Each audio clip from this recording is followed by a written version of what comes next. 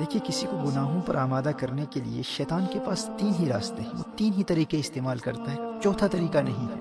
یا تو شیطان براہ راست آپ پر حملہ کرے گا، یا نفس کے ذریعے آپ پر حملہ کرے گا، یا آپ کی بری صحبت کے ذریعے آپ پر حملہ کرے گا۔ دیکھیے آپ اپنے دوستوں کے ساتھ بازار میں جا رہے ہیں اور اچانک سڑک کے اس پار آپ کی نظر ایک عورت پر پڑتی ہے، آپ اللہ جل وعلا کے خوف سے اپنی نظریں جھکا لیتے ہیں۔ اب شیطان آپ کو بہکانے کے لیے ان 3 طریقوں میں سے ایک طریقہ اختیار کرے گا۔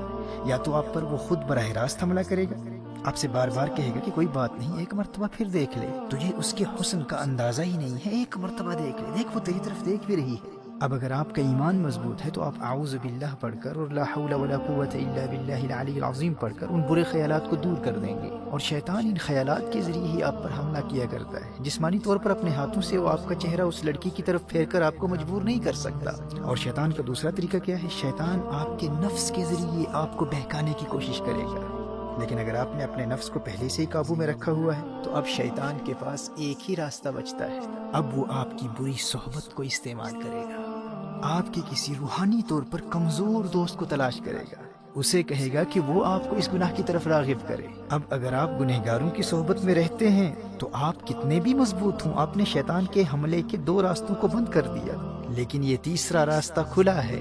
آپ کے دوستوں کے ذریعے شیطان آپ تک بار بار پیغام پہنچاتا رہے گا، ارے ایک مرتبہ تو دیکھ لے، دیکھ وہ تیری طرف دیکھ رہی ہے، دیکھ اسی طرف آ رہی ہے۔ اور یہ کوئی بھی گناہ ہو سکتا ہے۔ ایسے دوست کہتے ہیں آج نماز قضا ہو گئی تو کیا فرق پڑتا ہے بھائی، دیکھ انتہائی لذیذ کھانا پکا ہے، روزہ توڑ دے، بعد میں کفارہ دے دینا، قضا کر لینا، کسی کو کیا پتا چلے گا کون دیکھ رہا ہے۔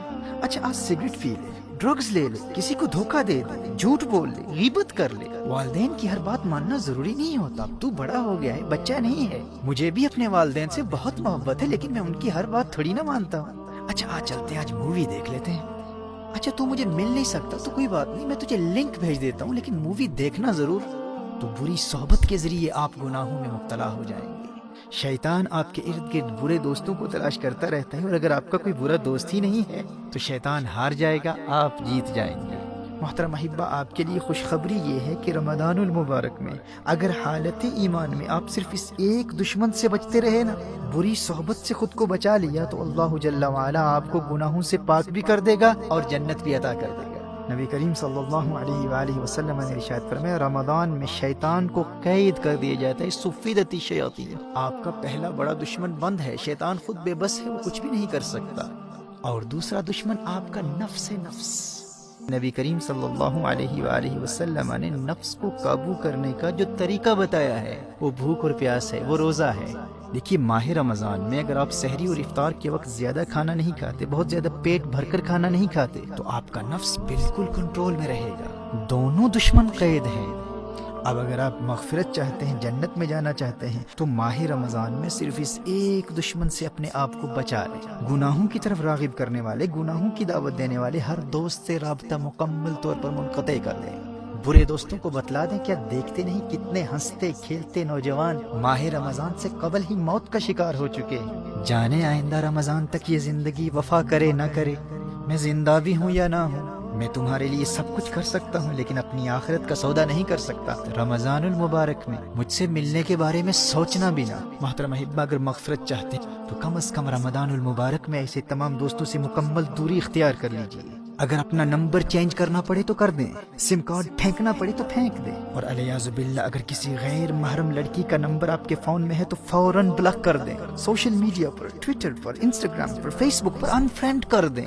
شیطان کے براہ راست حملوں کا سلسلہ بند ہے، اور بھوک اور پیاس کے ذریعے، روزے کے ذریعے نفس بھی قابو میں، بس ایک ہی راستہ کھلا ہے، وہ بری صحبت کا ہے۔ میں دعوے سے کہہ سکتا ہوں میرے دوست، اگر تو نے صرف اس ایک دشمن کا راستہ بند کر دیا تو رمضان المبارک تجھے جنتی بنا دے گا۔ شیطان کے پاس فقط 3 ہتھیار ہیں، 2 بند ہیں، ایک کو تو نے بند کرنا ہے۔ اور یاد رکھنا، دور حاضر میں بری صحبت صرف انسان ہی نہیں ہے، T V, internet, smart phones اور سوشل میڈیا کا غلط استعمال، یہ تمام بیڈ کمپنی ہے۔ اور اگر مجبوری میں اسکول کے کام کے لیے، ہوم ورک کے لیے، کالج اور یونیورسٹی کے اسائنمنٹس کے لیے، یا بزنس کے کسی کام کے لیے انٹرنیٹ کا استعمال کرنا ضروری ہے، تو اپنے پی سی کو، اپنے کمپیوٹر کو یا لیپ ٹاپ کو اپنے لیونگ روم میں استعمال کرنے کے لیے خود کو پابند کر لے کہ اگر تو فون پر بھی انٹرنیٹ کا استعمال کرے گا تو اس کمرے میں کرے گا جہاں تیرے والدین موجود ہیں، تیرے بھائی بہن موجود ہیں، تاکہ ان کی موجودگی تجھے انٹرنیٹ پر مختلف قسم کی برائی پر مشتمل شرمناک مٹیریل یا بری سائٹس پر جانے سے بچائے رکھے۔ اور اگر جہنم کی آگ سے بچنے اور جنت کے حصول کے لیے تو یہ ایک کام بھی نہیں کر سکتا، خود کو بری صحبت سے نہیں بچا سکتا، اور اس خوش فہمی میں ہے کہ مفت ہی میں جنت مل جائے گی، تو اللہ کی رحمت کا مذاق اڑا کر اپنا ایمان برباد کرنے والے اللہ کا کلام سن لے۔ تو کیا سمجھتا ہے کہ اللہ آخرت میں انصاف نہیں کرے گا؟ تو نے جنت کو اتنا سستا سمجھ رکھا ہے؟ اللہ قرآن میں ارشاد فرماتا ہے، ام حسب الذین اجترحوا السیئات ان نجعلهم كالذین آمنوا وعملوا الصالحات سواء محیاهم ومماتهم ساء ما يحکمون۔ سورہ جاسیہ میں ارشاد فرمایا، کیا جنہوں نے برائیوں کا ارتکاب کیا یہ سمجھتے ہیں کہ ہم انہیں ان جیسا کر دیں گے جو ایمان لائے اور اچھے کام کیے؟ یعنی جو جنت نیک لوگوں کے لیے، وہ جنت یوں ہی مفت میں بے ایمانوں اور گنہگاروں کو بھی عطا کر دے۔ فرمایا ساء ما یحکمون، کیا ہی برا حکم لگاتے ہیں۔ میرے دوست ہوش کے ناخن لے، قدر کر تو اللہ کے اس پیارے مہمان کی کہ اس نے تیرے لیے کامیابی کا راستہ کتنا آسان کر دیا ہے۔ دونوں جہانوں کی کامیابی کے لیے اس میں تو نے فقط ایک دشمن کا مقابلہ کرنا ہے، تو نے صرف بری صحبت سے بچنا ہے۔